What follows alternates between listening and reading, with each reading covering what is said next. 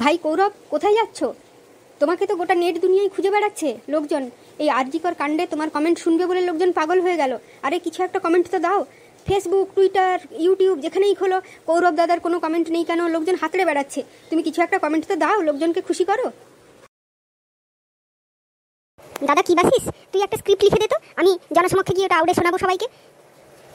আমি গোটা গুগল ঘাটে যেটুকু পেলাম সেটা হলো যে আমাদের বাংলার মেয়েরা খুবই সুরক্ষিত। এটা একটা বিচ্ছিন্ন ঘটনা, এটা নিয়ে বিচলিত হওয়ার কোনো দরকার নেই, এত লোকের জড়ো হওয়ারও কোনো দরকার নেই। বাংলা মহিলাদের জন্য খুবই সুরক্ষিত জায়গা।